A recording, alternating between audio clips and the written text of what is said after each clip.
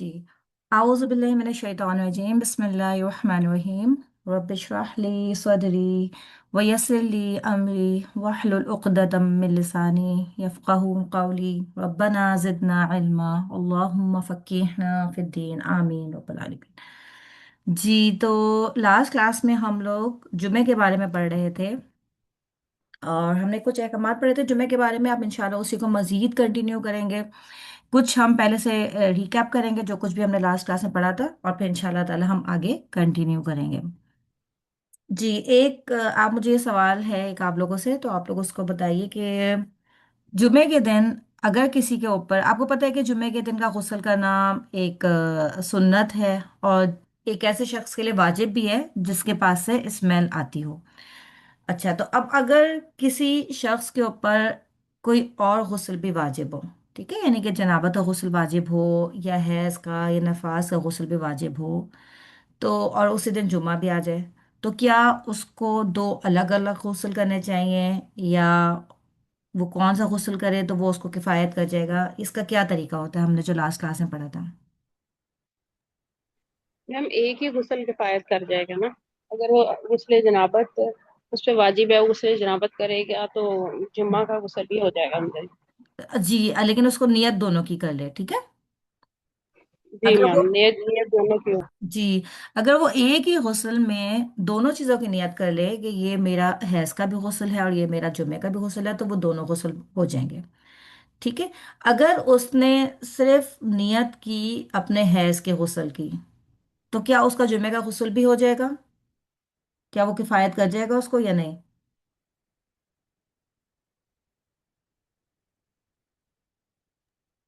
Ma'am मेरा ख्याल है किफायत कर जाएगा।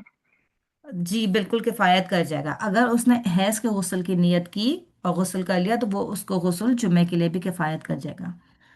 अगर किसी ने सिर्फ जुमे के गुस्ल की नियत की और हैज के गुस्ल की नियत नहीं की, तो क्या उसको ये किफायत कर जाएगा? नहीं मैम, ये नहीं करेगा। क्यों? क्योंकि मैम जो स्टेप्स हैं जनाब गुस्ले जनाबत के, उसके तो थोड़े डिटेल है उसमें। और जो वैसे तो शावर आप जो ले लेते हैं जुमे वाले दिन, वो तो वैसे ही गुस्ल हो जाता है। बिल्कुल। और दूसरी बात, बिल्कुल आपने सही बताया है, बाराकल्लाह फीकी। दूसरी बात ये है कि जो हैज का गुस्ल है वो उसके ऊपर वाजिब गुस्ल है, फर्ज गुस्ल है, जबकि जुमे का गुस्ल वाजिब और फर्ज नहीं है, ठीक है ना। तो एक सुन्नत अमल उसको फर्ज के लिए किफायत नहीं करेगा, ठीक है। ये ऐसे बज़ाहिर में लगता है कि बहुत छोटी सी बात है, लेकिन जब आप प्रैक्टिकल लाइफ में आते हैं ना, तो कभी कभी ये चीज़ें हमसे मिस हो जाती हैं, तो हमें ये चीज़ें फिर पता होनी चाहिए, ठीक है। बाकी है कि इंशाल्लाह हम बाकी इसको कंटिन्यू करते हैं, और कुछ और फिर हम इंशाल्लाह एंड में डिस्कस कर लेंगे। इसमें हो सकता है कि आप लोगों को ये लग रहा हो कि बहुत सी चीज़ें ऐसी हैं कि जैसे कि जुमे की हवाले से चीज़ें तो आपको लगता है कि शायद आपके काम की ना हो, लेकिन हम सबको इल्म वैसे भी सीखना चाहिए। हमें कंप्लीट नॉलेज होनी चाहिए इंशाल्लाह अपने दीन के हवाले से। दूसरी बात ये कि हम माएँ हैं इंशाल्लाह, या जो नहीं है वो बन जाएंगी इंशाल्लाह। तो माँ जो है, आपको पता है, बच्चे की पहली दरसगाह होती है ना, तो इस हवाले से भी हमें अच्छा और बेहतरीन इल्म सीखना चाहिए, ताकि हम अपने बच्चों को शुरू से अच्छी बातें सिखा सकें, ठीक है। तो इसमें यह है कि जुम्मे का जो खुतबा होता है ना, जुम्मे का खुतबा, फुका का इस बात पे इत्तेफाक है कि जुम्मे की नमाज का जो खुतबा है वो शर्त है, क्योंकि अगर खुतबा नहीं है तो फिर वो आपकी एक नॉर्मल नमाज हो जाएगी। तो जुम्मे का खुतबा देना जो है ये ज़रूरी है जुम्मे की नमाज से पहले। और खुतबे कितने होने चाहिए, खुतबा बैठ के दिया जाए या खड़े होकर दिया जाए, तो इसमें भी कुछ इख्तलाफ उलमा के पाए जाते हैं। एक कौल के मुताबिक खुतबे दो हैं और दोनों ही वाजिब हैं, और इमाम का खड़े होकर खुतबा देना वाजिब है, सिवाय अगर कोई बीमारी या उज़्र है तो वो बैठ के खुतबा दे सकता है। अलबत्ता दोनों खुतबों के दरमियान इमाम को बैठना चाहिए, ठीक है, यानी कि इमाम आए, एक खुतबा दे, और उसके बाद वो कुछ टाइम के लिए, कुछ लम्हों के लिए बैठते हैं, और फिर दोबारा से खड़े होते हैं, और फिर वो दूसरा खुतबा देते हैं। और इनके जो दलाइल है वो क्या कहते हैं कि अहादीस में है कि हज़रत जाबिर बिन समरा रज़ियल्लाहु ताला अन्हु की रिवायत है कि आप सल्लल्लाहु अलैहि वसल्लम खड़े होकर खुतबा दिया करते थे, फिर आप बैठ जाते और फिर आप खड़े हो जाते और दोबारा खुतबा देते।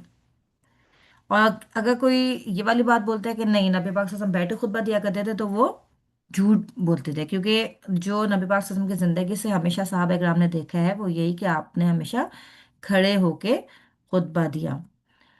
जो दूसरे कॉल वाले हैं वो ये कहते हैं कि बैठकर भी खुतबा दिया जा सकता है, और दो खुतबों के बजाय सिर्फ एक खुतबा भी दिया जा सकता है।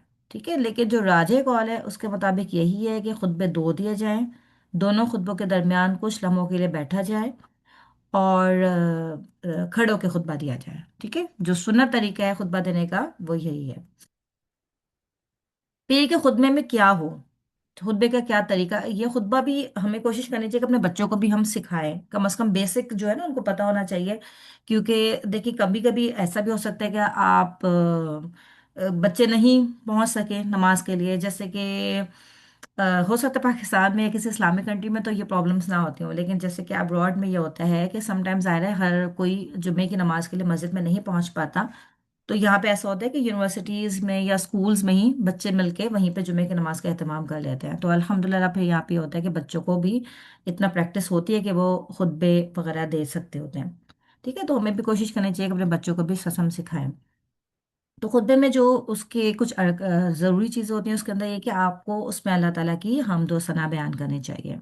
ठीक है, खुतबे में अल्लाह ताला की हम्द व सना बयान की जाए, नबी पाक सल्लल्लाहु अलैहि वसल्लम पे दुरूद भेजा जाए, और कुरान मजीद की उसमें तिलावत भी होनी चाहिए। ठीक है, कुछ अहादीस का तज़किरा भी, और कुछ कुरान की आयत भी पढ़ी जाए। मतलब ये नहीं कि सिर्फ कुरान पढ़ा जाए, आप ज़ाहिर है मौके के लिहाज से मजीद उसमें एडिशन कर सकते होते हैं। जैसे कि इस वक्त जो मसाइल चल रहे होंगे, लाइक गाज़ा पे अगर कोई चीज़ें चल रही हैं तो उसके हवाले से आप दुआएं कर सकते हैं, लोगों को गाइड कर सकते हैं, या कुछ और जो भी आपके करंट मसले चल रहे होते हैं उसके हवाले से आप उस खुतबे में थोड़ा सा गाइड किया जा सकता है। लेकिन जो बेसिक चीज़ें हर खुतबे की वो ये है कि खुतबे के शुरू में अल्लाह ताला की हम्द व सना बयान की जाए। ठीक है, और नबी पाक सल्लल्लाहु अलैहि वसल्लम पर दुरूद भेजा जाए। फिर उसके बाद खुतबे हाजा पढ़ना। किसी को आइडिया खुतबा हाजा क्या होता है?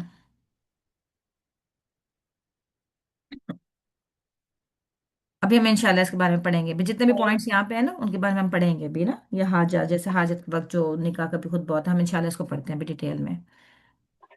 खुतबे को मुअज्जम और अजीम समझना, खुतबा छोटा और नमाज लंबी करना, और कुरान की तिलावत की जाए खुतबे के दौरान। खुतबे के दौरान जब आप अगर खुतबा दे रहे हैं और अगर कोई आपके पास तिलावत वाली सजदा तिलावत जिसमें होता है, अगर वो वाली कोई आयत आ गई है तो उस पे आप सजदा करें। खुतबे के दौरान मुसलमानों के लिए दुआ करना, और ये और भी मजीद तरीके भी बताएंगे। खुतबे के दौरान एक उंगली से इशारा करना, और लाठी पर टेक लगाना, मिंबर पर खड़े होना या बुलंद जगह खड़े होकर खुतबा देना, ये सब जो है ना ये सुन्नत, जो नबी पाक सल्लल्लाहु अलैहि वसल्लम की ज़िंदगी से हमें मुख्तलिफ सुन्नतें पता चलती हैं खुतबे के बारे में, ये सब वो हैं। ठीक है, तो ये कि जैसे कि खुतबे में अल्लाह ताला की हम्दो सना के साथ उसको शुरू किया जाए। आप बहुत सारी दुआएं आपको पता है अल्लाह ताला के हम बयान करने के लिए, आप कोई भी सुबहान अल्लाह व बिहम्दिही सुबहान अल्लाह अज़ीम सुबहान अल्लाह वल्हम्दुलिल्लाह वला इलाहा इल्लल्लाहु वल्लाहु अकबर, आप मुख्तलिफ जितने भी हैं उसमें से आप कोई भी चूज़ करके अल्लाह ताला की हम बयान कर सकते हैं। ठीक है, और फिर दुरूद शरीफ पे आप दुरूद इब्राहिमी पढ़ें। उसके बाद देखिए खुतबे में खुतबा हाजा पढ़ना। खुतबा हाजा वो खुतबा होता है जो कि निकाह के वक्त भी जो खुतबा पढ़ा जाता है ना, तो वो होता है बेसिकली खुतबा हाजा। ठीक है, और जो निकाह के वक्त भी खुतबा पढ़ा जाता है, किस किस को पता है निकाह जो खुतबा की निकाह के वक्त जो खुतबा पढ़ा जाता है उसके बारे में किस किस को पता है कि उसमें क्या पढ़ा जाता है और क्या? कभी किसी को मैम, इत्तेफाक हुआ है निकाह का खुतबा सुनने का? जी मैम, मैंने भी रिसेंटली, बल्कि पहले तो खवातीन वाली साइड पर आवाज नहीं आती थी, जी लेकिन अब आहिस्ता आहिस्ता ट्रेंड आ रहा है। खास तौर पे ये जो बुरी रस्म शुरू हो गई है ना, जेंट्स और लेडीज इकट्ठे एक ही हॉल में होते हैं जी जी और जी साथ में कारी साहब माइक के ऊपर खुतबा देते हैं अब जी ना। जी जी जी जी। मैम, वो तो खुतबा नॉर्मल ही होता है। पहले उन्होंने अरबी पढ़ी सारी, उसके बाद उन्होंने नॉर्मल जो एथिकल इश्यूज के ऊपर, हम्म। रिलेशन के, ब्राइड एंड ग्रूम पे कुछ बातें की, फिर उसके बाद फैमिली सेटिंग पे कुछ बातें की। यही सही। टॉपिक था मेरे तरफ से। ओके, अल्हम्दुलिल्लाह अल्हम्दुलिल्लाह। असल में पता है अब बहुत दफ़ा ऐसा भी होने लग गया है कि लोग निकाह पहले से कर लेते हैं, तो इसकी वजह से भी बहुत सारे लोग खुतबा का निकाह का जो खुतबा है उसको सुनने से महरूम रह जाते हैं ना। और निकाह की जो खुतबा की आयत है ना, वो आप ये देखिए ये तीन आयत हैं। आले इमरान की 102, अन्निसा की آیت نمبر 1، اور الاحزاب کی آیت نمبر 70۔ اگر آپ ان تینوں آیات کو دیکھیں نا، تو ان تینوں آیات میں تقوی کی بات ہوئی ہے، ٹھیک ہے۔ اچھا، ہم سب کو یہ کوشش کرنی چاہیے، ہم سب کے بھی بچے ہیں انشاءاللہ، اور آگے اللہ نے چاہا انشاءاللہ ان سب کی شادیاں بھی ہوں گی، تو دیکھیں ہمیں بچوں کو نا تھوڑے سے اس کے بارے میں نا پہلے سے بتانا بھی چاہیے، کیونکہ دیکھیں جب شادی کا موقع ہوتا ہے نا، تو اول تو کوئی اتنے غور سے اس خطبہ کو سنتا نہیں ہے، دوسرے یہ کہ اکثریت کو میننگز ہی نہیں آ رہے ہوتے، عربک میں اگر ہو رہی ہوتی ہیں آیات پڑھی جا رہی ہے تو اکثریت کو میننگ ہی نہیں آ رہے ہوتے، تو وہ سمجھ ہی نہیں رہے ہوتے۔ تھرڈلی یہ کہ اتنی وہ گہما گہمی کا موقع ہوتا ہے کہ وہاں پہ بھی لوگ صرف فارمیلٹی کے لیے چپ تو ہو جاتے ہیں تھوڑی دیر کے لیے، لیکن فوکسڈ کوئی بھی نہیں ہوتا، ٹھیک ہے نا۔ تو ہم سب کو یہ، اور اسی وجہ سے آپ دیکھیں کہ آج جو ڈیورس کا ریٹ ہے وہ بہت زیادہ بڑھ گیا ہے، کیونکہ پتہ ہی نہیں ہے بچوں کو کہ کیا ہونا چاہیے شادی کے معاملات میں اور کیا نہیں۔ تو ہم سب کو یہ کوشش کرنی چاہیے کہ شادی سے پہلے اپنے بچوں کی کاؤنسلنگ کریں، ان کو سمجھائیں، اونچ نہیں سمجھائیں، اور یہ جو 3 آیات ہیں جو خاص طور پہ اللہ تعالیٰ نے اس میں شامل کی ہیں، ظاہر ہے اس کی کوئی وجہ ہے جس کی وجہ سے اس کو شامل کیا ہے، اور ان تینوں آیات میں آپ دیکھیں تقوی کی بات ہے، اور میاں بیوی کا تعلق ایسا ہے کہ اس کو، اگر آپ کے اندر تقوی ہوگا نا، تو ہی آپ اس کو اچھے خوبصورتی سے لے کے چل سکتے ہیں، ورنہ نہیں چل سکتے، ٹھیک ہے نا۔ میاں بیوی ایک دوسرے کے لیے، اللہ تعالیٰ نے قرآن میں ان کو ایک دوسرے کے لیے لباس کہا ہے، اور لباس کیا ہوتا ہے؟ جو آپ کے جسم کے عیبوں کو، آپ کے جسم کو چھپاتا ہے، آپ کی حفاظت کا ذریعہ ہے، آپ کی عزت کا ذریعہ ہے، مطلب لباس کے بہت فائدے ہیں، اگر آپ لباس سے بات کرنے لگے، لیکن ہمارا ٹاپک نہیں ہے یہ، تو بس اس وقت نکاح کی بات آئی تو میرے دل میں آیا کہ میں یہ چھوٹی سی چیز آپ لوگوں سے ڈسکس کروں۔ تو اسی طرح سے جو میاں بیوی ہے نا، وہ بھی ایک دوسرے کا لباس ہے، یعنی ایک دوسرے کے عیبوں کو چھپانے والے، ایک دوسرے کی عزت کو بڑھانے والے، ٹھیک ہے۔ اور یہ ہمیں بھی کوشش یہ کرنی چاہیے، تو اپنے بچوں کو بھی ہمیں یہ کہنا چاہیے کہ پہلے سے تھوڑا سا سمجھائیں ان کو کہ کس طریقے سے انہوں نے اس رشتے کو لے کے چلنا ہے، ٹھیک ہے، کیونکہ ہوتا کیا ہے کہ آج کل کے بچے ہائپر بھی بہت ہیں، اور بہت جذباتی قسم کے ہوتے ہیں، چھوٹی چھوٹی باتوں پہ جو ہے وہ ایشوز بنا لیتے ہیں، تو ان کو آپ طریقے سے یہ بات سمجھائیں کہ اللہ کا جو تقوی ہے نا، یہی وہ چیز ہے جو آپ کو برائیوں سے روک سکتی ہے، یہی وہ چیز ہے جو آپ کو اپنے معاملات میں خوبصورتی لا سکتی ہے، ٹھیک ہے؟ کسی کے بتانے سے، کسی کے سامنے کچھ کرنے سے نہیں ہوگا، کیونکہ میاں بیوی، دیکھیں انسان سب سے زیادہ جو کلوز ہوتا ہے نا، وہ میاں بیوی کا ہی رشتہ ہوتا ہے نا، باقی لوگوں سے تو آپ تھوڑے دیر کے لیے ملتے ہیں، کچھ معاملات ہوتے ہیں، اس سے زیادہ نہیں ہوتے، تو یہیں سے انسان کی اصلیت پتہ چلتی ہے کہ وہ اصل میں ہے کیا، اور یہاں سے ہی آپ کا جو تقوی ہے، یہی آپ کو سکھائے گا کہ آپ نے اپنے زندگی کے معاملات کو کیسے طے کرنا ہے۔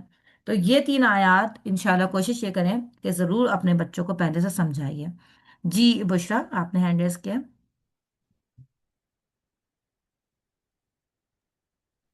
میم ہوتا یہ ہے آج کل سوسائٹی میں کہ جب بچہ کسی جاب کے لیے جاتا ہے تو پیرنٹس اس کو زمانے کی اونچ نیچ سمجھا کے بھیجتے ہیں، بالکل۔ لیکن اور آج کل شادی کے معاملے میں نا، خاص طور پہ شادی سے پہلے لڑکے اور لڑکی کو ایک فینٹیسی ورلڈ میں لے جاتے ہیں کہ تم ایسے ہی دونوں ہیرو ہیروئن ہو، بالکل اور تم ایسے ہی دونوں کی لائف ایک ہاں۔ شہزادے اور پری والی ہے، اور you don't need to concentrate on understanding, تم ہوں دونوں نے ایک دوسرے کی ڈیمانڈس کو فلفل کرنا اور ایک دوسرے کے لاڈ اٹھانے ہیں۔ بالکل۔ اس فینٹیسی ورلڈ میں ڈال کے لڑکے اور لڑکی کو جب شادی کی جاتی ہے نا میم، تو خاص طور پہ لڑکیوں کے لیے پھر ریالٹی آف لائف ایکسپٹ کرنی مشکل ہو جاتی ہے، ایسے ہی ایون ہوتا کہ ہے۔ ہاں جی، تو اس میں تو تربیت ساری میرا خیال ہے پیرنٹس کی ہونی چاہیے، بالکل، کیونکہ اصل میں ہماری ہوتا یہ کہ تربیت وہ بھی یہ گلیمرس لائف دکھا دی جاتی ہے، اور آج کل جو آپ جی جی سوشل جی جی، میڈیا پہ اگر آپ دیکھیں تو یہ سب کچھ چل رہا ہے، یہ سب کچھ دکھایا جا رہا ہوتا ہے، تو تو وہ اسی لیے بچے میں، فینٹیسی ورلڈ سے ہی باہر نہیں آتے، بالکل جس کی وجہ سے پھر اس طرح ہو جاتا ہے۔ اس میں بالکل ہم اور سب کو ایک اور بہت ٹریننگ کی ضرورت ہے کہ ہم اپنے بچوں کو ایک اور چیز کے لیے ٹرین کریں کہ دیکھیں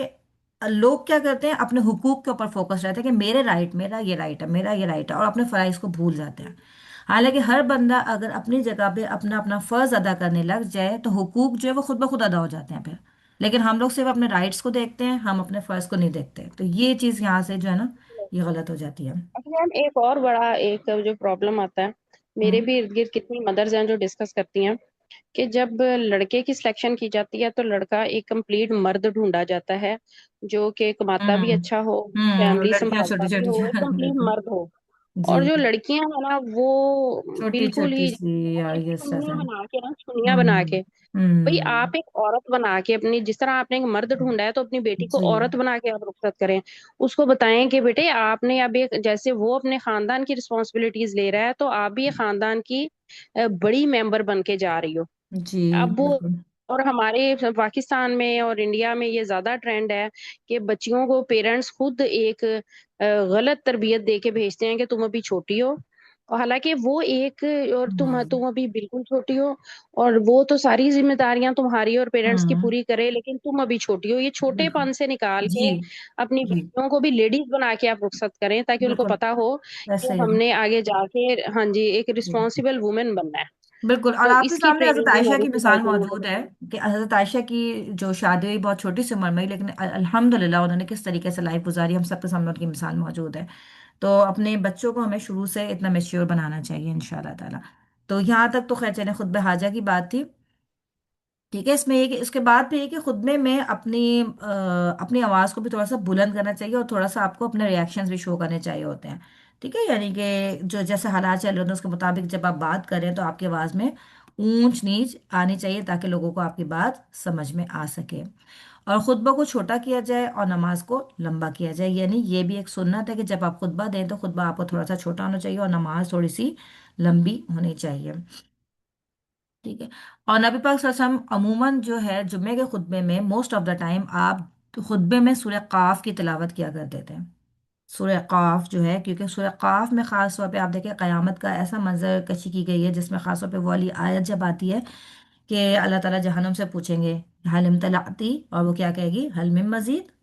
अल्लाह ताला से पूछेंगे क्या तू भर गई है, और वो कहेगी क्या मजीद भी है।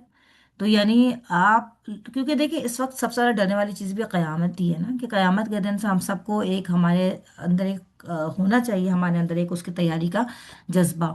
और इसके लिए भी हमें हर वक्त एक दूसरे को तैयार भी करना चाहिए होता है, जैसे कि हम एक दूसरे से पूछने के ईद की तैयारी हो गई, पेपर की तैयारी हो गई, शादी की तैयारी हो गई, तो क़यामत की तैयारी के बारे में भी हम लोगों को एक दूसरे से पूछते रहना चाहिए।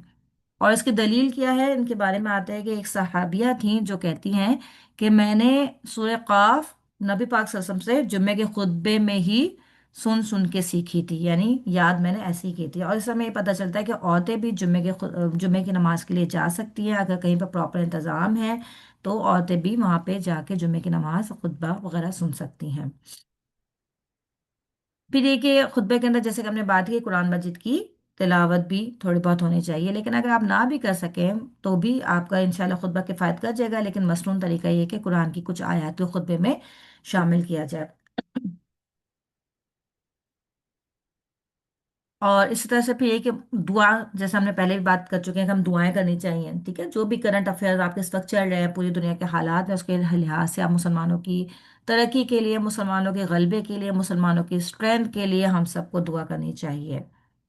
और खुतबे के दौरान एक उंगली से इशारा करना भी मसनून है। ठीक है, नबी पाक सल्लल्लाहु अलैहि वसल्लम जो है वो अपनी शहादत की उंगली से भी इशारा कर दिया करते थे, और शहादत की उंगली से इशारा बेसिकली तौहीद बयान करने के लिए किया जा रहा होता है ना, तो वो भी मसनून है, उस तरीके से आप कर सकते हैं। फिर लाठी के ऊपर टेक लगाना भी नबी पाक सल्लल्लाहु अलैहि वसल्लम की सुन्नत है, कि आप इस तरीके से खुतबा दिया करते थे। और मिंबर पर खड़े होकर खुतबा देना भी सुन्नत है। ठीक है, लेकिन अगर किसी जगह पे ऐसी पॉसिबिलिटी नहीं है, नहीं आप कर सकते, तो आपका हो जाएगा इंशाअल्लाह ताला, किफ़ायत आपको कर जाएगा, लेकिन जो सुन्नत तरीके यहाँ पे वो बताए जा रहे हैं। और ये आपको याद होगा कि नबी पाक सल्लल्लाहु अलैहि वसल्लम पहले एक दरख्त के साथ टेक लगा के खुतबा दिया किया करते थे, और फिर जब आपके लिए जो है मेंबर बना दिया गया था तो वो दरख्त बाकायदा रोता था। ठीक है, इससे भी हमें पता चलता है कि किस तरीके से इन चीज़ों के भी एहसासात होते हैं, और वो बाकायदा रोया करता था। अच्छा, ये तो अभी हमने देखे कि ये सारे काम जो है वो सुन्नत से साबित है कि ये सारे काम हमें करने चाहिए। इसके अलावा कुछ ऐसे उमूर भी हैं कि अगर मजबूरी में कोई ऐसा सिचुएशन आ जाती है कि तो खतीब क्या काम कर सकता है और क्या नहीं कर सकता, उसको किन कामों की इजाज़त है। तो उसमें यह है कि अगर कोई ऐसी मजबूरी आ गई कि खतीब को लोगों से बात करनी पड़े तो वो कर सकता है। ठीक है, कोई भी ऐसा मसला हो सकता है अचानक से, यानी ऐसा नहीं है कि अगर खतीब खुतबा दे रहा है तो वो कुछ भी नहीं कर सकता। ठीक है, कुछ ऐसे जायज़ उमूर हैं जो कि हालत मजबूरी में वो कर सकता है। ठीक है। जैसे कि नबी पाक सल्लल्लाहु अलैहि वसल्लम की ज़िंदगी से हमें एक वाक़या मिलता है कि एक आदमी जो है वो मस्जिद में दाखिल हुआ था, वो बैठ गया था। तो आप सल्लल्लाहु अलैहि वसल्लम ने खुतबा के दौरान ही उससे पूछा था कि क्या तुमने ताहियतुल मस्जिद पर अदा की या नहीं की। यानी इस तरीके से आप थोड़ा सा लोगों को गाइड कर सकते हैं। अच्छा, इसी तरह से देखिए खुतबे में तो बेसिकली होता क्या है कि हम मुसलमानों के लिए दुआ कर रहे हैं, हम दो सना कर रहे हैं, दुरूद बयान कर रहे हैं, और फिर आप लोगों को वाज और नसीहत की जा रही होती है। ठीक है, लेकिन अगर कहीं पे आपको ज़रूरत महसूस हो, हालात ऐसे चल रहे हो, तो आप लोगों से सदक़े की तरगीब भी आप लोगों को दिला सकते हैं, क्योंकि ज़ाहिर है जुमे की नमाज में आपको पता है ज़्यादा लोग जमा होते हैं, स्ट्रेंथ ज़्यादा होती है, तो आप लोगों को सदक़े वगैरह की तरगीब भी दिलाई जा सकती है। ये भी साबित है, ये भी जायज़ काम है। इसी तरह से अगर किसी बहुत अहम ज़रूरत के लिए ख़तीब को मेंबर से उतरना पड़े, तो वो अपने खुतबे को कुछ टाइम के लिए पॉज भी कर सकता है, नीचे उतर के अपनी ज़रूरत को पूरा करके दोबारा अपने खुतबे को जारी भी कर सकता है। कुछ भी ज़रूरत हो सकती है, हो सकता है उसको वॉशरूम की हाजत हो, या कुछ भी हो सकता है कि उसको वुजू कायम ना रहा हो, कुछ भी हो, तो किसी वजह से वो जो है नीचे आ सकता है। और नबी पाक सल्लल्लाहु अलैहि वसल्लम की ज़िंदगी से जो हमें इसके बारे में वाकया मिलता है, वो ये था कि आप इस वक्त खुतबा दे रहे थे, तो आपने ये देखा था कि हज़रत हसन और हज़रत हुसैन जो है वो दोनों आपके जो नवासे थे, वो आए मस्जिद में, और वो आप आए और आपने नीचे उतर के खुद अपने मेंबर से नीचे उतर के उनको उठा लिया था, क्योंकि आपने ये देखा था कि वो अपनी कमीज़ों में गिरते पड़ते आ रहे हैं। तो आप माशाल्लाह, आपको सबको पता है कि आप कितना आप रहीम थे, करीम थे, आपके दिल में बहुत आप काइंडनेस थी आपके अंदर। तो आपसे ये बर्दाश्त नहीं हुआ कि वो बच्चे थोड़ा सा स्ट्रेस आ रहे हैं, तो आपने जो अपनी बात को बीच में रोक के और आके उनको उठा लिया। तो इस तरह की कोई मजबूरी हो कभी आप, क्योंकि अगर खतीब ऊपर बैठे हैं, नीचे लोग हैं, कहीं से उसको कोई ऐसी चीज़ नज़र आ गई, कोई मूजी जानवर नज़र आ गया, कोई बिच्छू नज़र आ गया, कुछ नज़र आ गया, तो वो उसको आके मार सकते हैं या लोगों को कह सकते हैं, इस बात की इजाज़त है। फिर ये कि जुम्मे की नमाज की कितनी रकातें हैं, तो इस बात पे सब लोग मुत्तफिक हैं कि जुम्मे की नमाज की दो ही रकातें हैं। ठीक है, यानी खुतबा ज़रूरी है, पहले खुतबा होगा और उसके बाद फिर जुम्मे की दो ही रकातें अदा की जाएंगी। अच्छा, जुम्मे की जो दो रकातें आप अदा करते हैं, उसमें किन सूरतों की क़िरात करना मसनून है। तो नबी पाक सल्लल्लाहु अलैहि वसल्लम की ज़िंदगी से हमें जो मिलती हैं सूरतें, वो एक है सूरतुल जुमा और सूरह मुनाफिकून। ठीक है, और कहीं कहीं पे ऐसा भी मिलता है कि आपने सूरतुल आला यानी सब्बिह इस्म रब्बिकल आला और सूरतुल गाशिया जो है हल अता का हदीसुल गाशिया, ये दो सूरतें पढ़ी। ठीक है, यानी सूरतुल जुमा भी पढ़ी जा सकती है, सूरतुल मुनाफिकून भी पढ़ी जा सकती है, और चाहें तो सूरतुल आला और सूरतुल गाशिया, यानी इनमें से कोई भी सूरतें आप पढ़ सकते हैं, यही मसनून है। और दूसरी सूरतें भी पढ़ सकते हैं, लेकिन जो मसनून सूरतें वो ये हैं। अच्छा, अब ये है कि अगर कोई शख्स, देर हो गई किसी को मस्जिद में पहुंचने में, और इमाम साहब का खुतबा भी खत्म हो चुका था, उन्होंने जमात भी शुरू कर दी थी, तो क्या इंसान का जुमा अदा हो जाएगा या नहीं हो जाएगा। तो इसमें यह है कि अगर इंसान ने एक रकात भी इमाम के साथ पा ली, तो उसको जुमे की नमाज मिल जाएगी। ठीक है, पहला कॉल जो है वो ये कि अगर एक रकात भी उसने इमाम के साथ पा ली, तो समझे कि उसने जुमे की नमाज पा ली। और दूसरा जो कॉल है वो ये कहते हैं कि अगर मतलब एक रकत से कम भी मिल गया तो जुमा मिल जाएगा। ठीक है, इवन वो कहते हैं कि अगर इमाम आपका सजदा सहफ भी कर रहा है, और आपको यानी कि बिल्कुल आखिरी रकत में भी है और तशहुद में है, तो भी अगर आपको मिल गया तो आपको जमात मिल जाएगी। ठीक है, लेकिन जो राजे कॉल है उसके मुताबिक यही है कि जिसने इमाम के साथ एक रकत पा ली, उसने जुमे की नमाज पा ली। ठीक है, इस तरह से उसका जुमा अदा हो जाएगा। और अगर इससे कम वो मिलता है, ठीक है, वो जब गया इमाम साहब जो है वो लाइक तशहुद में बैठे हुए थे और वो पहुंचा मस्जिद में, तो फिर अब उसको चाहिए कि वो अपनी पूरी नमाज अदा कर ले, जुम्मे की नहीं बल्कि जोहर की नमाज अदा कर ले, क्योंकि उसका जुम्मे की नमाज फिर मिस हो गई है वहां पे। ठीक है, यहाँ तक सबको क्लियर है अल्हम्दुलिल्लाह। अच्छा, अब एक चीज और जो कि इस साल हमारे साथ भी हुई थी, कि अगर आपके पास जुम्मे और ईद एक ही दिन आ जाए, यानी ईद भी अगर आपके जुम्मे के दिन आ जाए, तो अब आप क्या करेंगे। यानी सुबह, क्योंकि आपको पता है कि सब लोग ईद की नमाज के लिए इकट्ठे होते हैं, और उसके बाद फिर जुम्मे की नमाज भी होती है। तो इसमें मुख्तलिफ अकवाल हैं। ठीक है, लेकिन जो राजे कौल है उसके मुताबिक ये है कि जिसने ईद के दिन सुबह ईद की नमाज पढ़ ली, तो जुम्मा उससे साकित हो जाता है। जोहर की नमाज साकित नहीं होगी, लेकिन जुम्मा उससे साकित हो जाता है। अब चाहे तो वो जुमे की नमाज पढ़े या चाहे तो वो जोहर पढ़े, उसकी मर्जी है। ठीक है, ये भी अल्लाह ताला की तरफ से बहुत आसानी है, क्योंकि ईद के दिन यूजुअली होता है कि लोग इधर उधर चले जाते हैं, यानी ईद की नमाज अदा करने के बाद आप रिश्तेदारों से मिलने चले जाते हैं। बाज़ दफ़ा ऐसा होता है कि आप रास्ते में होते हैं, आप लोगों को जुमे की नमाज नहीं मिल पा रही होती है, तो अल्लाह ताला ने इसके लिए इजाज़त दी है कि जिसको नहीं मिले वो फिर जोहर की नमाज भी अदा कर ले, तो इंशाल्लाह वो उसको किफ़ायत कर जाएगा। वैसे तो आपको पता है ना कि जुमे की नमाज पढ़ने का काफ़ी हुक्म आया है, लेकिन ईद के दिन इजाज़त है कि अगर आप ना पढ़ सकें तो भी आप छोड़ सकते हैं। जो खतीब है, यानी कि जो उस मस्जिद के खतीब हैं, उनके लिए है कि वो ईद की नमाज का भी खुतबा देंगे और जुमे की नमाज का भी खुतबा देंगे। ठीक है, लेकिन जो बाकी मुक्तदी हैं उनके लिए इस बात की इजाज़त है कि वो पढ़े या ना पढ़े, उन वो दोनों में से कोई भी ऑप्शन अख्तियार कर सकते हैं।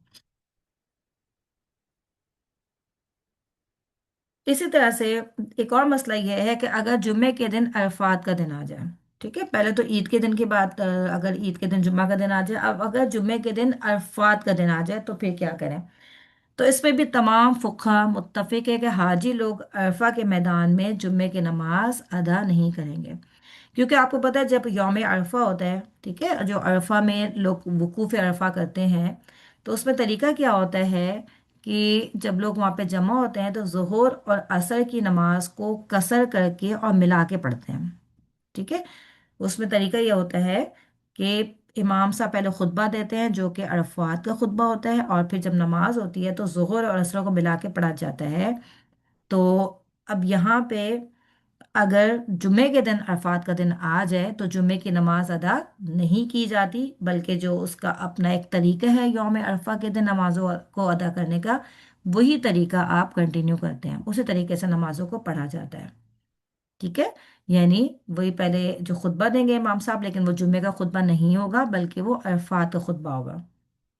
फिर उसके बाद वो जोहर की नमाज पढ़ेंगे कसर करके, और उसके साथ ही फिर असर की नमाज भी पढ़ लेंगे कसर करके।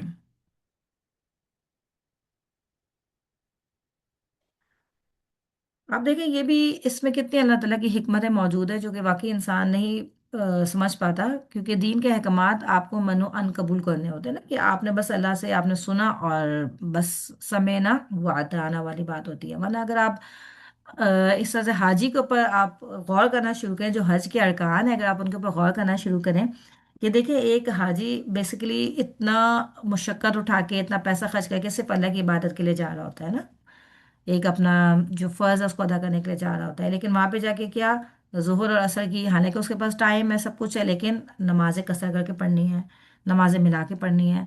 नमाज मगरिब का टाइम हो गया, उसको नमाज को छोड़ के वहां से चले जाना है, वहां पे मुजदलिफा में जाके नमाज अदा करनी है। तो ये सब आप देखें, इससे इंसान का बेसिकली पता चलता है कि हर हुक्म पे हमने अल्लाह की अताअत करनी है, चाहे वो हमें समझ में आए या नहीं समझ में आए।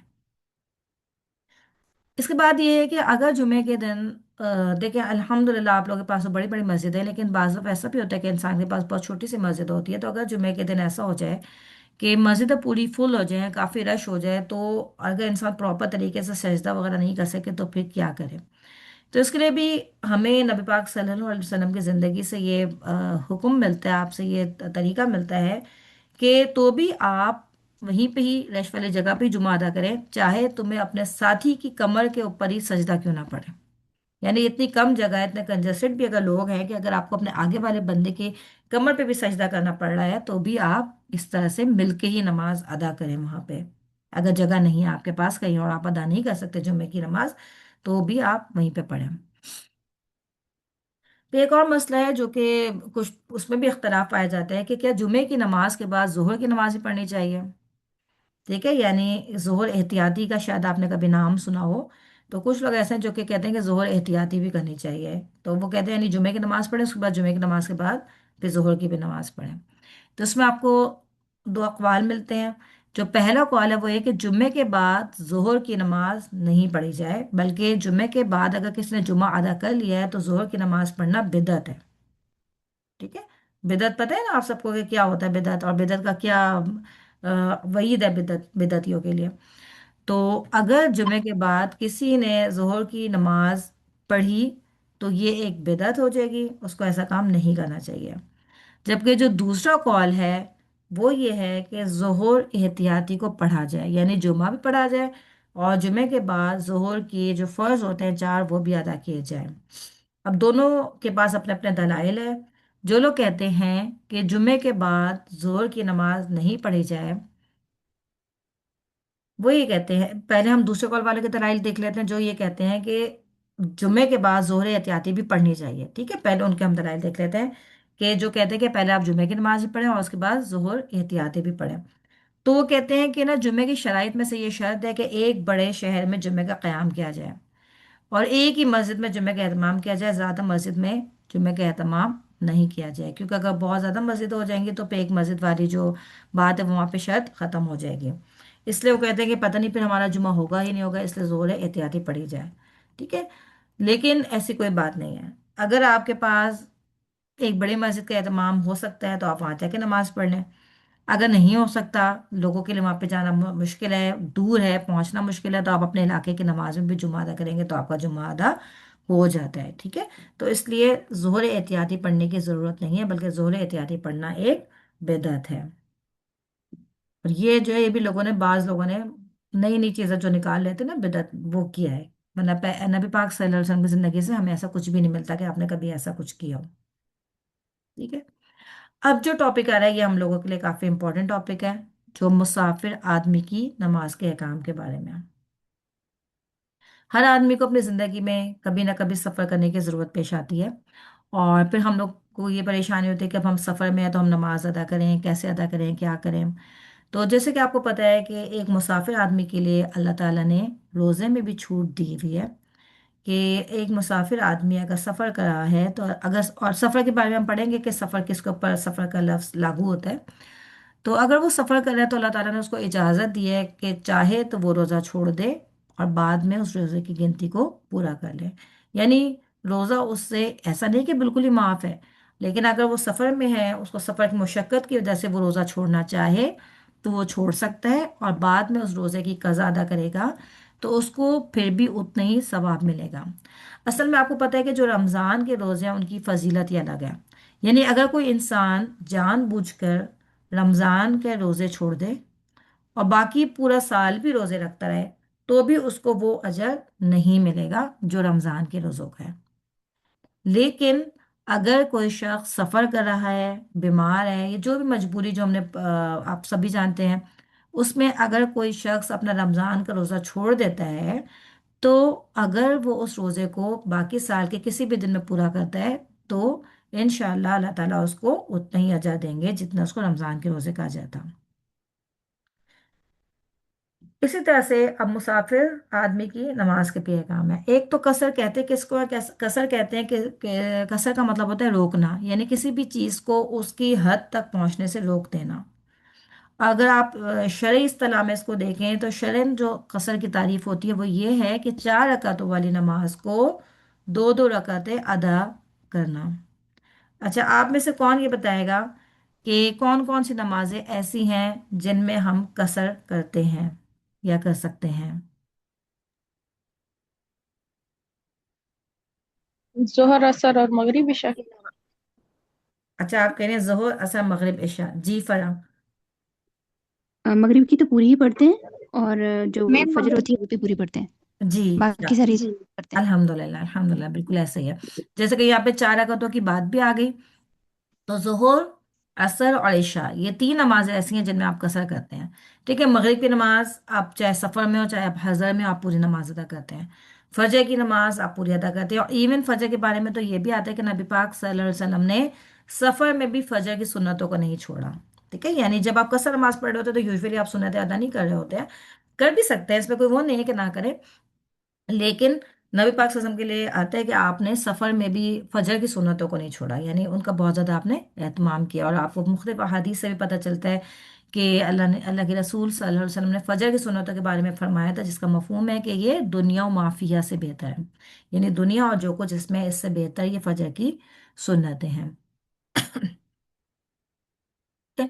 तो इसमें तमाम फुकहा का इस बात पे इत्तफाक है कि ज़ोहर, असर और इशा, ये 3 नमाजें ऐसी हैं जिनको आप सफ़र के दौरान कसर करके पढ़ना मशरू है। अल्लाह के रसूल सल्लल्लाहु अलैहि वसल्लम से साबित है, आप पढ़ सकते हैं। और इस बात पर भी इत्तफाक है कि फजर और मगरिब की नमाज में कसर नहीं की जाती। और इसकी दलील आपको कुरान पाक की आयत से भी मिल जाती है, जिसमें अल्लाह ताला क्या फरमाते हैं कि جب تم زمین میں چلو یعنی سفر کرو تو تم پر کوئی گناہ نہیں ہے اور کوئی حرج نہیں ہے کہ تم نماز کو قصر کر کے پڑھو، اگر تمہیں ڈر محسوس ہو کہ کافر تمہیں فتنے میں مبتلا نہ کر دیں۔ اچھا، یہاں پہ آپ دیکھیں تو اسپیشلی یہاں پہ کافروں کی بات کی گئی ہے، ٹھیک ہے؟ یعنی اگر آپ کو دشمن کا کوئی ڈر ہے، خوف ہے، تو آپ قصر کر سکتے ہیں، لیکن ہمیں احادیث سے اور نبی پاک صلی اللہ علیہ وسلم کی سنت سے یہ پتہ چلتا ہے کہ اگر آپ کو دشمن کا ڈر نہیں بھی ہوتا تھا، تب بھی اگر آپ سفر کرتے تھے تو آپ سفر میں نماز کو قصر کیا کرتے تھے، ٹھیک ہے؟ بظاہر اس آیت کو پڑھ کے یہ لگتا ہے کہ جب آپ کو کوئی ڈر ہے تو آپ جب کریں، ٹھیک ہے، لیکن ہمیں، اور اسی طرح سے آپ کو پتہ چلتا ہے جو لوگ احادیث کا انکار کرتے ہیں تو وہ جب بھی آدھا علم سمجھے ایک طرح سے حاصل کر رہے ہیں، کیونکہ قرآن میں بہت سے مسائل ایسے ہیں جن کی قرآن میں صرف آپ کو بتا دیا گیا اور ان کی ڈیٹیل آپ کو احادیث سے پتہ چلتی ہے۔ اسپیشلی آپ دیکھیں نماز، کہ نماز کا قرآن میں کہیں پہ بھی آپ کو طریقہ نہیں ملے گا کہ نماز کو کیسے ادا کرنا ہے، صرف نماز کا آپ کو حکم مل جائے گا یا نماز کے اوقات مل جائیں گے، وہ بھی جیسے کہ لیل و نہار کر کے جو آتے ہیں، لیکن کس طریقے سے نماز ادا کرنی ہے، کیا نماز کے ارکان ہیں، کیا واجبات ہیں، کیا سنتیں ہیں، یہ آپ کو احادیث سے پتہ چلتا ہے،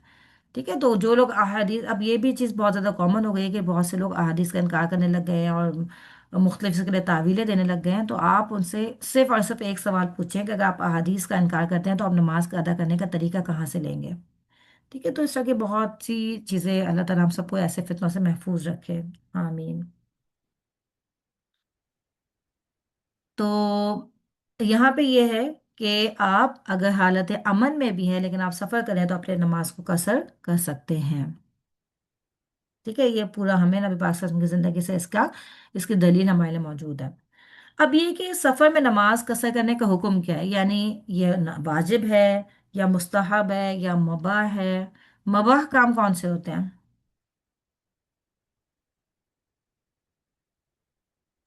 جائز کام۔ جی شاباش، ٹھیک ہے، ایسے کام جن کو نہ کرنے پہ آپ کے لیے اجر ہے اور نہ چھوڑنے پہ کوئی گناہ ہے، ٹھیک ہے؟ جائز کام جیسے کہ مناسب طریقے سے اپنی فیملی کے ساتھ ٹائم اسپینڈ کرنا، ٹھیک ہے؟ تو یہ سب مباح کام ہو جاتے ہیں۔ تو یہ کیا ہے؟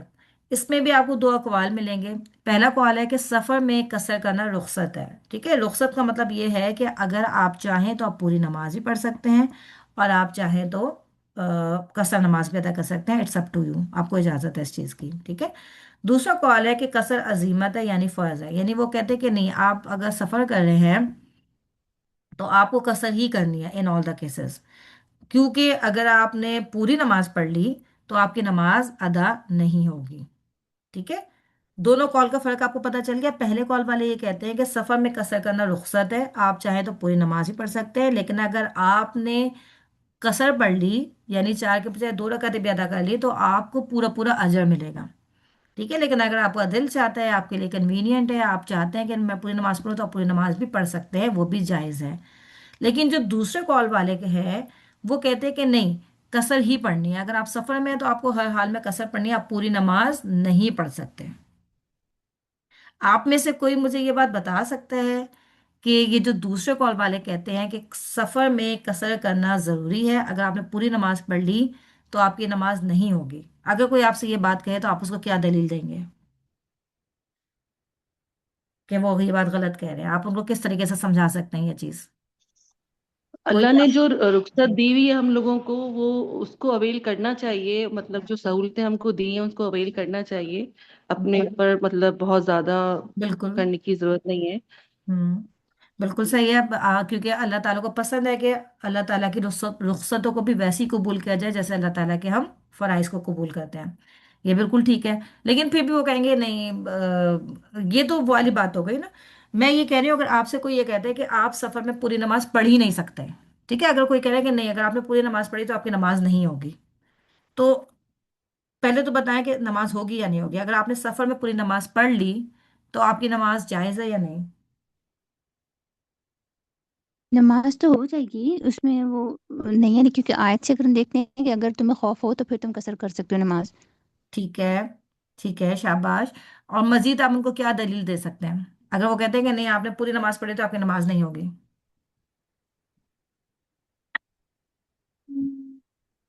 اس میں آپ ایک مزید نہیں ذہن میں آ رہا ہے۔ جی، اس میں آپ بہت بڑی دلیل ان کو یہ دے سکتے ہیں۔ آپ کو یہ بات پتہ ہے کہ اگر آپ سفر میں ہیں और अगर आप जमात से नमाज अदा करने किसी मस्जिद में जाते हैं, ठीक है, यानी आप ड्यूरिंग सफ़र किसी भी मस्जिद में नमाज अदा करने जा रहे हैं और मस्जिद के लोग मुकीम हैं, ठीक है, वो सफ़र में नहीं है, आप तो मुसाफिर हैं लेकिन वो मुकीम है, वो तो ज़ाहिर अपनी पूरी नमाज पढ़ेंगे। तो जब आप उनके पीछे नमाज पढ़ेंगे तो क्या आप अपनी नमाज, यानी अगर वो 4 फर्ज पढ़ रहे हैं तो क्या आप अपने 2 फर्ज पढ़ के उनसे अलग हो जाएंगे? तो ऐसा नहीं है, ठीक है। अगर आप किसी मुकीम शख्स के पीछे अपनी जमात से नमाज अदा करेंगे तो आपको अपनी नमाज पूरी ही अदा करनी होगी। ऐसा नहीं होगा कि इमाम साहब तो 4 फर्ज पढ़े क्योंकि वो मुकीम है, लेकिन चूंकि आप मुसाफिर हैं तो आप उनके पीछे 2 फर्ज पढ़ के और सलाम फेर के हट जाएंगे, ऐसे नमाज आपकी नहीं होगी, ठीक है। तो जब भी आप मुकीम के पीछे नमाज पढ़ेंगे तो आपको उनके पीछे पूरी नमाज पढ़नी होगी, और यही आपके पास सबसे बड़ी दलील है, क्योंकि अगर इस तरह से नमाज आपकी सही नहीं होती तो जाहिर है कि तो फिर एक मसला बन जाता। जैसे कि स्पेशली जब आप हज और उम्रे के लिए जाते हैं और आप बैतुल्ला में जाके उनके पीछे नमाज अदा करते हैं, समटाइम्स आप वहाँ पे भी हालत सफ़र में होते हैं, ठीक है। कुछ लोग जाते हैं वो 3 दिन मक्का में रहते हैं, 2 दिन मदीना में रहते हैं, या 2 दिन मक्का और फिर उसके बाद हज के दौरान भी आपको पता है कि मुजदलफा और अरफात और मिना सब ज़ाहिर है अलग अलग उन पे कसर लागू हो जाती है। लेकिन जब आप वहाँ के मुकीम लोगों के पीछे नमाज पढ़ रहे होते हैं तो आप पूरी पूरी नमाज पढ़ते हैं फिर। जी, फर आप कुछ अच्छा, कहना इसमें चाहते फिर हैं? जो जी अगर जो इमाम है जी। वो मुसाफिर हो, मतलब वो कहीं आए हुए हैं तो वहाँ पे इमामत करवा रहे हैं, हम्म। क्योंकि ऐसा होता है हम्म। ना कि मतलब जी अगर जी। कोई कहीं जाता है तो हम उसको ऑनररी कहते हैं कि आप इमामत हम्म। इमामत करवाएं। जी। तो उस सिचुएशन में क्या फिर वो पूरी ही नमाज पढ़ाएंगे? फिर तो वही चीज़ लागू हो गई ना कि अगर वो भी मुकीम को पढ़ा रहे हैं। जी, उसमें ये है कि वो कसर भी पढ़ सकते हैं, वो 2 पढ़ के सलाम फेर लेंगे और उनके पीछे जो मुक्तदी है वो पूरी नमाज अपनी पूरी करेंगे। देखिए, ओके। इमाम से पहले आप सलाम नहीं फेर सकते, ठीक है, इसके बारे में पूरी आपको वही मिलती है कि उनकी आंखें उचक लीजिए, मुझे एग्जैक्टली वर्ड्स याद नहीं है इस वक्त हदीस के, लेकिन उसमें ऐसा मिलता है ना कि अगर तुम इमाम से पहले नमाज पढ़ लोगे तो इस बात का डर है कि ऐसा हो जाएगा तुम्हारे साथ ना, ठीक है। लेकिन अगर इमाम ने इमाम मुसाफिर है और उन्होंने 2 नमाज पढ़नी है, दो दो रकातें पढ़नी है, तो वो 2 रकातें पढ़ के सलाम फेर लेंगे और जो उनके पीछे लोग होंगे वो अपनी नमाज को पूरा करेंगे क्योंकि वो मुकीम है, ठीक है। इस तरह से होगा। अच्छा, अब दोनों की तरफ अपने अपने दलाइल मौजूद हैं। जो पहले कॉल वाले हैं जो कि कहते हैं कि सफर में कसर करना रुखसत है, ठीक है, तो वो यहाँ पे वही बात कर रहे हैं जो अभी मैं ख्याल से फरा ने भी यही बात कही थी कि क्योंकि अल्लाह ताला ने गुनाह का जिक्र किया कि तुम पर गुनाह नहीं है, हर्ज नहीं है, ठीक है, तो वो कहते हैं कि मतलब गुनाह नहीं है कि आप आधी नमाज पढ़े, तो इट मीन्स के you can do the full नमाज ऑल्सो, इसमें कोई मसला नहीं है, ठीक है। वो ये कहते हैं कि अल्लाह ताला ने कहा कि गुनाह नहीं है कि तुम नमाज को कसर करो, तो इसका मतलब है तुम कसर भी कर लो और वो भी नमाज कसर को भी कर सकते हो और पूरी नमाज ही पढ़ सकते हो।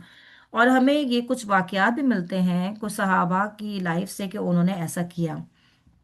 जैसे कि आपको पता है रोजे के बारे में भी आपको पता चलता है कि कुछ लोग जब सफर में थे तो उन्होंने, कुछ लोगों ने रोजा रखा और कुछ लोगों ने अपना रोजा इफ्तार भी कर लिया, यानी रोजा नहीं भी रखा। तो दोनों चीजों की जैसे उसमें इजाजत है ऐसी आपको इसमें भी इजाजत है कि आप चाहें तो पूरी नमाज पढ़ लें, चाहें तो रुखसत अल्लाह की अवेल करें, लेकिन पसंदीदा यही है कि आप रुखसत को अवेल करें, ठीक है। जैसे कि अगर आप अकेले नमाज पढ़ रहे हैं कुछ है ऐसा तो आप रुखसत को अवेल करें और आपको अजर पूरा पूरा मिलेगा। जो दूसरे कॉल वाले हैं जो ये कहते हैं कि नहीं आपको सिर्फ कसर ही पढ़नी है, आप पूरी नमाज नहीं पढ़ेंगे, वो आपकी नमाज नहीं होगी। वो ये कहते हैं कि हज़रत आयशा रजी अल्लाह ताला अन्हा से साबित है कि उनका, वो कहती थी कि शुरू शुरू में नमाज दो दो रकातें करके फ़र्ज की गई और फिर उसके बाद सफ़र की नमाज को तो बरकरार रखा गया, जबकि जो हज़र की नमाज थी वो उसको बढ़ा दिया गया। लेकिन जमहूर ने इसका ये जवाब दिया है कि सफ़र की जो 2 रकातें फ़र्ज की गई हैं वो उस शख्स के लिए जो उन पर इक्तफा करे, यानी फ़र्ज तो आपके लिए 2 ही हैं, ठीक है, बाकी जो 2 आप पढ़े वो आपकी एक्स्ट्रा चॉइस है अपनी। समझ रहे हैं मेरी बात? अगर कोई इंसान 2 अदा कर रहा है तो उसका फ़र्ज अदा हो जाएगा, लेकिन जो एक्स्ट्रा आप 2 पढ़ रहे हैं वो आपकी अपनी चॉइस है कि आपका दिल चाह रहा है इस वक्त अल्लाह से।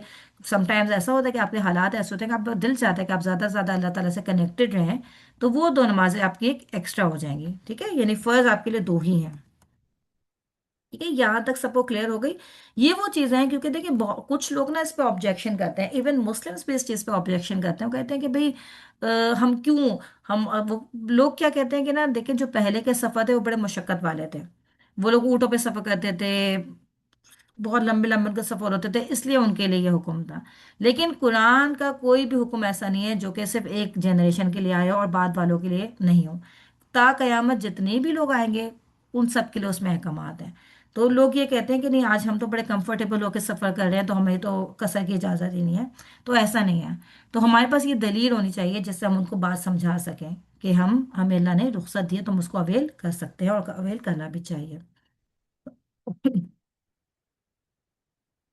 ٹھیک ہے، یہاں تک سب کو کلیئر ہے کہ آپ کر سکتے ہیں اور دلیل سے ان کو آپ یہ بات سمجھا بھی سکتے ہیں۔ اور اگر آپ مقیم کے پیچھے نماز پڑھیں گے تو آپ پوری نماز آپ پڑھیں گے، مقیم کے پیچھے ایسا نہیں ہوگا کہ آپ دو نمازیں پڑھ کے ہٹ جائیں، ایسا نہیں کریں گے۔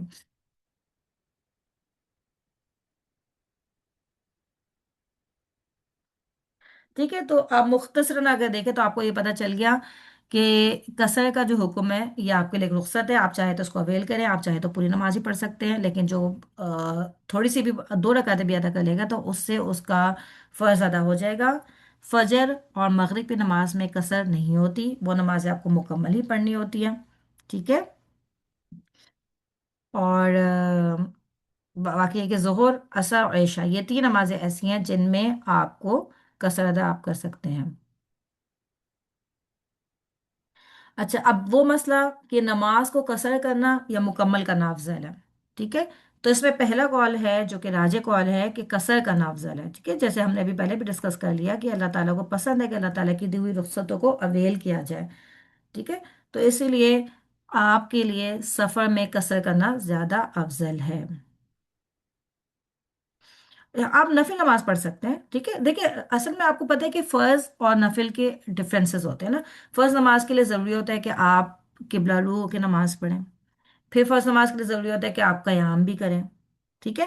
تو آپ سفر میں ایک انسان آلریڈی اس کا سفر لمبا ہے، اب وہ سفر کی مشقت میں بھی ہے، اب اس کے لیے اللہ نے یہ بہت بڑی آسانی دی ہے، اللہ تعالیٰ کی طرف سے ایک بلیسنگ ہم سب کے لیے کہ اللہ تعالیٰ نے ہمیں آسانی دی کہ ہم اپنے سفر میں نماز کو مختصر کر لیں تاکہ ہم اپنے سفر کو جلد سے جلد ختم کر سکیں، ٹھیک ہے؟ لیکن نفل نماز کے لیے آپ کو پتہ ہے کہ آپ کے لیے قبلہ رو ہونا ضروری نہیں ہے۔ نبی پاک صلی اللہ علیہ وسلم کی زندگی سے ہمیں یہ پتہ چلتا ہے کہ جب آپ کوئی نفل نماز کا ارادہ کرتے تو اپنی سواری کا رخ قبلے کی طرف کر لیتے صرف نیت باندھتے وقت، ٹھیک ہے؟ اور اس کے بعد آپ کی سواری جس طرف بھی چلتی جاتی آپ اپنی نماز ادا کرتے جاتے ہیں، لیکن فرض میں آپ کو یہ چھوٹ نہیں ہے۔ پھر نفل نماز کیا ہے کہ آپ سواری پہ بیٹھ کے بھی ادا کر لیا کرتے تھے، لیکن فرض نماز کے لیے آپ کو اپنی سواری کو روک کے اور قیام کرنا ضروری ہے، ٹھیک ہے؟ تو اس طرح آپ چاہیں تو سفر میں اب نوافل جتنا دل چاہے آپ کو پڑھ سکتے ہیں، وہ آپ کا اپنا ایک چوائس ہے، لیکن فرض میں اللہ تعالیٰ نے آپ کو چھوٹ دے دی ہے۔ یہ اللہ تعالیٰ کی طرف سے ایک بلیسنگ ہے آپ کے لیے، ایک صدقہ ہے یہ سب چیزیں بھی نا۔ پھر اس کے بعد جو ٹاپک ہے وہ یہ ہے کہ کتنی مسافت پہ قصر کرنی چاہیے، ٹھیک ہے؟ یعنی انسان کتنا سفر کرے، کتنا اس کا سفر ہونا چاہیے کہ اس پہ وہ قصر نماز ادا کر سکتا ہے۔ یہ ایک بہت سمجھ لیں کنٹروورشل ٹاپک ہے، اس میں آپ کو بہت زیادہ مختلف اقوال ملتے ہیں کیونکہ اس میں باقاعدہ ہمیں کوئی وہ نہیں مل رہی ہوتی ہے نا، کہیں سے اوتھینٹک کوئی بات نہیں ملتی ہے، اس لیے پھر لوگوں نے اپنے اپنے طریقے سے اس کے بارے میں ہمیں مسائل بتایا۔ تو پہلا کال جو ہے وہ کیا کہتے ہیں کہ قصر کی مسافت 48 میل ہے، پرانے زمانے کے موجودہ زمانے یعنی پرانے زمانے کے جو 48 میل ہوتے تھے، اور یہ خیر یہ تو برابر ہی ہوتے ہیں دونوں زمانے میں بھی، اور یہ انہوں نے بھی بتا بھی دیا کہ آپ کا یہ کتنا ڈسٹینس بن جاتا ہے، 48 میل کا مطلب کیا ہوتا ہے۔ یعنی اگر آپ اس کو آج کلو میٹرز میں دیکھیں تو 75 کلومیٹر سے لے کے تقریباً 85 کلومیٹر تک کا ہے یہ نا، کہ یعنی اگر آپ 75 کلومیٹر اگر آپ نے کراس کر لیا ہے تو اس کے بعد آپ اپنی نماز کو قصر کر سکتے ہیں۔ اچھا، اسی طرح سے جو دوسرا کال ہے وہ کہتے ہیں کہ قصر کی مسافت 3 دن اور 3 رات سفر کرنا ہے، یعنی یہ کہ آپ 3 دن اور 3 رات سفر کرتے رہیں کسی بھی سواری کے اوپر تو پھر آپ کا سفر ہوگا ورنہ آپ کا سفر نہیں ہوگا۔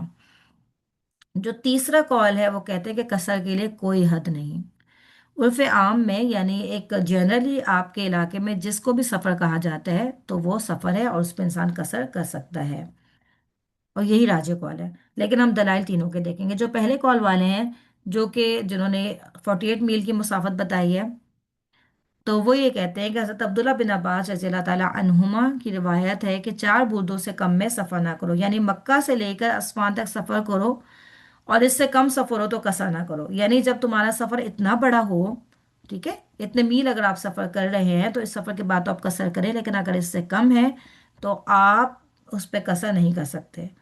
لیکن شیخ البانی جو کہ احادیث پہ حکم لگاتے ہیں، انہوں نے اس حدیث کو منکر کہا ہے۔ جو دوسرا قول ہے جو کہ کہتے ہیں کہ 3 دن اور 3 رات سفر کرنا،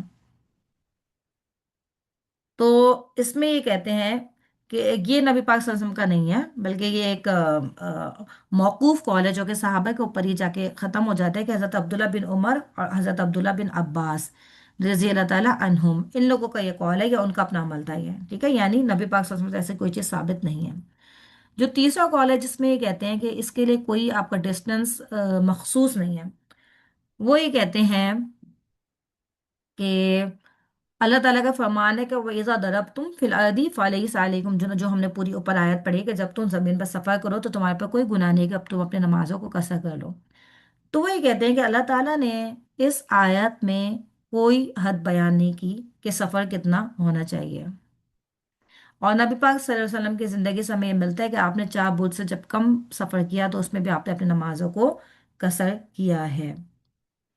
اور اس طرح جب آپ 3 میل سفر کرتے یا 3 فرسخ سفر کرتے تو بھی آپ اپنی نماز کو قصر کر لیا کرتے تھے۔ تو اس کی وجہ سے پھر علماء نے اب ان سب میں یہ تطبیق دی ہے کہ شریعت نے کیونکہ کوئی حد بندی نہیں کی، اللہ تعالیٰ نے کہیں پہ کلیئرلی نہیں یہ بولا، یا نبی پاک صلی اللہ علیہ وسلم نے کلیئرلی نہیں ایسا بتایا، لیکن آپ کی زندگی سے جو مختلف جو سفر آپ نے کیے ان کو جب آبزرو کیا گیا تو ان کی بیس پر انہوں نے یہ کہا کہ جب انسان اپنے شہر سے باہر نکل جائے، ٹھیک ہے، جب بھی انسان سفر کرے اور سفر کے دوران وہ اپنے شہر کی حد سے باہر نکل جائے تو پھر وہ اپنی نمازوں کو قصر کر سکتا ہے۔ اگر تو اپنے شہر کے اندر اندر ہی سفر کرتا رہے تو پھر تو نماز اس کی پوری ہی ہوگی، لیکن اگر وہ اپنے شہر سے باہر نکل جاتا ہے تو وہ اپنی نماز کو قصر کر سکتا ہے، اور یہ تقریباً 9 میل یا تقریباً 23 کلومیٹرز کا یہ ڈسٹینس بنتا ہے، کہ اگر کوئی انسان نے اتنا سفر کر لیا تو اس کے بعد وہ اپنی نماز کو قصر کر سکتا ہے۔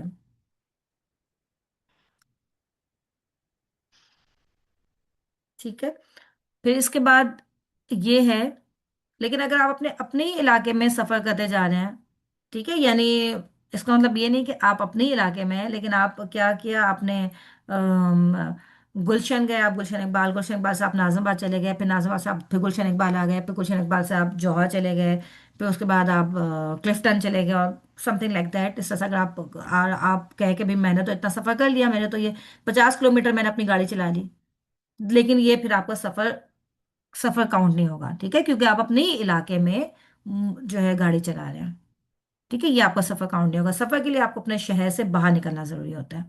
جی فرا۔ یہاں پر جیسے ہم باہر رہتے ہیں تو اس میں ایک اگر مین سٹی ہے، مین سٹی کے پاس چھوٹے چھوٹے جو سبربز ہوتے ہیں وہ ہوں بنے ہوئے ہوتے ہیں، تو وہ بھی آپ کی پوری سٹی ہی کاؤنٹ ہوتا ہے، مطلب آپ کا اپنا ایریا کاؤنٹ ہوتا ہے کہ اس میں نیم ہے وہ ساری چیزیں۔ تو اس سے باہر جب آپ کسی اور ایریا میں جاتے ہیں تو ہوں پھر وہ آپ کا کیا اپنا ایریا کاؤنٹ ہوگا یا پھر وہ آپ کا سٹی کاؤنٹ ہوگا؟ اس کے آپ باہر نکل جائیں نا، دوسرے سٹی میں جا رہے ہیں نا۔ نہیں، جیسے ابھی آپ نے کراچی کی مثال دی نا، کراچی تو ہوں، بہت بڑا ہے، جی۔ بہت بڑا ہے نا۔ ہوں اگر اسی مثال کو ہم اٹھا کے پنجاب پر لگا لیں، پنجاب کا ایک ایریا، ایک ضلع ہے پورا بھاول نگر فرض کریں، تو اس کے اندر بہت سارے چھوٹے چھوٹے شہر آ جاتے ہیں، ہے نا؟ اوکے۔ تو ہم ہوں وہ اتنا ہی بڑا ہو گیا جتنا بڑا کراچی ہے۔ اوکے، اچھا اچھا اچھا، اس میں پھر آپ یہ دیکھیں کہ اگر اپنے شہر سے آپ باہر نکل گئے اور آپ نے یہ اتنا ڈسٹینس بھی کور اپ کر لیا، جو منیمم ڈسٹینس ہے نا 23 کلومیٹرز، وہ بھی اگر آپ نے ہوں، کور کر لیا تو پھر آپ قصر کر سکتے ہیں نماز میں، ٹھیک ہے۔ ٹھیک ہے، ہاں، اور صحیح۔ اس میں ویسے کچھ علماء ابھی بھی یہ کہتے ہیں کہ احتیاطاً آپ 80 کلومیٹرز کو ٹارگیٹ کر لیں، جیسے کہ اوپر ہم نے پڑھا تھا نا کہ 75 سے 80 کلومیٹر، 85 کلومیٹر والی جو بات تھی، تو کچھ علماء ہوں، احتیاطاً یہ کہتے ہیں کہ آپ 80 کلومیٹرز کو ٹارگیٹ کر لیں، کہ اگر آپ نے 80 کلومیٹر کے اوپر سفر کر لیا تو پھر آپ قصر کر لیں، اور اگر اس سے کم میں ہے تو آپ پھر پوری نمازیں پڑھتی رہیں، صحیح، ٹھیک ٹھیک ہے۔ ہے۔ لیکن میں اس کے بارے میں آپ کو اور بھی انشاءاللہ مزید بھی سرچ کر کے بتاؤں گی کہ اوتھینٹک، کیونکہ ہم لوگ ابھی تک 80 کلومیٹرز کو ہی فالو کر رہے ہوتے ہیں، کہ ہمیں یہ ہوتا ہے کہ 80 کلومیٹرز آپ نے سفر کر لیا تو اس کے بعد پھر آپ قصر کر رہے ہوتے ہیں نماز کو۔ السلام علیکم میم۔ وعلیکم السلام ورحمۃ اللہ وبرکاتہ۔ میم جیسے اب میں جو ہوں سکر میں رہ رہی ہوں، اور اچھا۔ میرا جو گھر ہے ایک، وہاں پہ میں رینٹ پہ رہ رہی ہوں، لیکن مستقل میرا رہائش وہیں ہے، لیکن میں جو ہے فیملی میں آتی ہوں، یہاں بھی میرا ایک اپنا گھر ہے. ہوں تو کیا میں اس صورت میں بھی قصر کروں گی یا؟ اور یہاں پہ زیادہ سے زیادہ دن میں جو پنجاب میں آتی ہوں، ہوں سندھ سے پنجاب میں، تو ہوں میں 3 ڈیز کے لیے یا 10 ڈیز کے لیے، منیمم میں 10 ڈیز کے لیے آ گئی. ہوں تو کیا اس صورت میں بھی مجھے قصر کرنی ہوگی؟ اچھا، آپ کی ڈسٹینس تو ہو جاتا ہوگا میرے خیال سے پورا ڈسٹینس آپ اتنا کور جی اپ جی کر جی. لیتی ہیں 80 کلو میٹر. ٹھیک ہے. پھر اور اگر 80 سے بھی زیادہ بلکہ. اوکے، اگر آپ 3 دن سے کم اس جگہ پہ رہ رہی ہیں نا، 3 دن سے کم اس جگہ پہ رہیں گی تو آپ قصر کریں گی. لیکن اگر آپ 3 دن سے زیادہ اس جگہ پہ رہیں گی تو پھر آپ اپنی نماز پوری پڑھیں گے. یہ والی ڈیوریشن والی بھی انشاءاللہ بھی آگے ٹاپک آئے گا، اس میں بھی وہ بھی بہت کنٹروورشل ٹاپک ہے. کچھ علماء کے نزدیک وہ 3 دن ہے، کچھ کہتے ہیں کہ 19 ڈیز ہے. تو وہ بھی کنٹروورشل ٹاپک ہے، وہ انشاءاللہ آپ کا آگے آئے گا بھی. لیکن یہی کوشچن میں نے کسی اور سے کیا، تو انہوں نے کہا کیونکہ یہ آپ کی اپنی رہائش گاہ ہے نا، جی تو آپ اس میں بہتر یہ ہے کہ مکمل نماز ادا کریں. جی، میں آپ کو اس کو انشاءاللہ اور بھی میں سرچ کر کے بتاؤں گی، کیونکہ میرے علم کے مطابق یہ ہے کہ اگر آپ 3 دن سے کم کے لیے جا رہی ہیں نا، بھلے وہ آپ کی اپنی ہی ہے، اگر 3 دن سے کم کے لیے جا رہی ہیں تو آپ، یہ بھی یعنی اللہ کی طرف سے ایک رخصت ہی ہے کہ آپ ظاہرہ کسی سے ملنے جا رہی ہیں، کچھ کرنے جا رہی ہیں، تو آپ اس جی پہ فوکسڈ ہیں. تو یہ بھی اللہ نے ایک رخصت دی ہے میرے علم کے مطابق، تو یہی ہے. لیکن اگر آپ نے کسی اور سے بھی پوچھا اور ان کا جواب میرے جواب سے مختلف ہے تو میں انشاءاللہ اس کو اور ریسرچ کر کے اور پوچھ کے پھر میں آپ کو بتاؤں گی. جزاک اللہ. اب وہی آتی ہوں. تو الحمدللہ آپ لوگ کی کلاس کا ٹائم بھی اینڈ ہو گیا. باقی ہے کہ کچھ چیز ہم نے چاہا تھا کہ ہم انشاءاللہ کچھ ہم پرانا بھی میں چاہتی تھی کہ جیسے لاسٹ کلاس ہم نے تھوڑا سا ریکیپ کیا تھا، وہ بھی ہم 2-3 سوال میں کر لیتے پھر ہم انشاءاللہ کلاس کو اینڈ کرتے ہیں. ٹھیک ہے انشاءاللہ. جی، تو اب آپ مجھے یہ بتائیے کہ اگر ہم جو نماز میں ثنا پڑھی جاتی ہے، ٹھیک ہے، نماز میں جو ثنا پڑھی جاتی ہے، اگر آپ وہ ثنا پڑھنا بھول جائیں تو آپ اپنی نماز کو کیا کریں گے؟ آپ کی نماز صحیح ہے نہیں ہے صحیح؟ اگر صحیح نہیں ہے تو آپ اس کو کیسے صحیح کریں گے؟ کیسے وہ ہوگا؟ میم اگر ہم ثنا بھول گئے ہیں تو ہماری نماز ہو جائے گی، صحیح ہے، کیونکہ سورہ فاتحہ پڑھنا فرض ہے. شاباش. ٹھیک ہے، سورہ فاتح پڑھنا بیسیکلی آپ کا رکن ہے، اور ثنا جو ہے پڑھنا وہ آپ کا سنت ہے. ٹھیک ہے، اگر آپ کی وہ رہ بھی جاتی ہے تو بھی آپ کی نماز ان شاء اللہ تعالی ویلڈ ہوگی، آپ کو کچھ بھی کرنے کی ضرورت نہیں ہے. ٹھیک ہے الحمدللہ. اچھا، یہ بتائیے کہ اگر کوئی انسان اپنی پہلی رکعت میں رکوع ہی کرنا بھول جائے، یعنی وہ قیام میں تھا، قیام سے وہ ڈائریکٹ سجدے میں چلا گیا، اب اس کو یاد آیا چوتھی رکعت میں کہ میں نے پہلی رکعت میں رکوع نہیں کیا تھا، اب اس کی نماز صحیح ہے یا نہیں صحیح؟ اگر نہیں صحیح ہے تو وہ کیسے صحیح کر سکتا ہے؟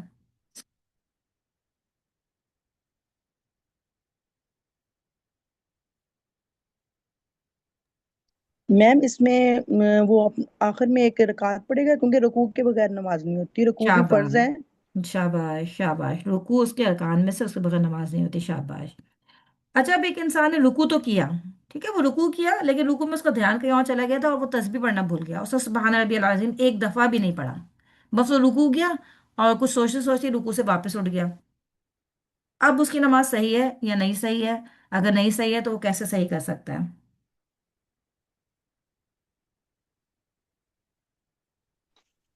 میم آپ کی آواز کٹ گئی تھی، اگر یہ کوشچن آپ اچھا دوبارہ کر دیں. جی، ایک انسان نے اپنی نماز پڑھی، اس نے نماز میں رکوع کیا، وہ رکوع کے لیے جھکا تو صحیح، لیکن اس نے رکوع میں ایک دفعہ بھی تسبیح نہیں پڑھی. ٹھیک ہے، یعنی وہ رکوع میں گیا اور رکوع میں جا کے وہ اپنی کسی اور سوچوں میں چلا گیا اور اس کے بعد وہ دوبارہ سے کھڑا ہو گیا اور پھر سجدے پہ چلا گیا، اس نے تسبیح نہیں پڑھی. اب اس کو بعد میں یاد آیا کہ ارے میں نے تو تسبیح نہیں پڑھی تھی، ایک دفعہ بھی نہیں پڑھی. اب یہ بتائیے کہ اس کی نماز صحیح ہے یا نہیں صحیح؟ اگر نہیں صحیح تو وہ اپنی نماز کو کیسے صحیح کرے گا؟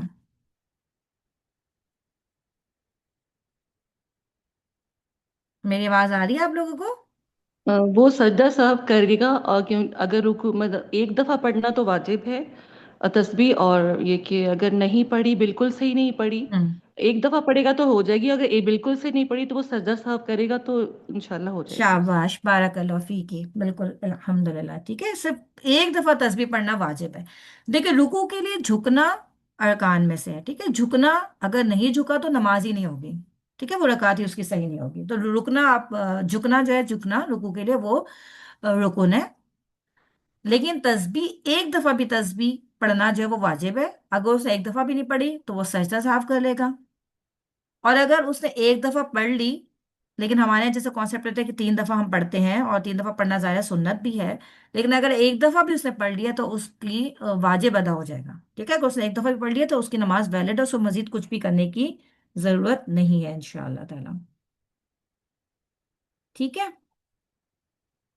میرے خیال سے آج ہم اتنے ہی رکھتے ہیں، کیونکہ آپ لوگوں کا ٹائم تو ہو گیا الحمدللہ کلاس کا، انشاءاللہ نیکسٹ ہم مزید کنٹینیو کریں گے۔ سبحانک اللہم و بحمدک، نشہد ان لا الہ الا انت، نستغفرک و نتوب الیک، ربنا تقبل منا انک انت السمیع العلیم وتب علینا انک انت التواب الرحیم۔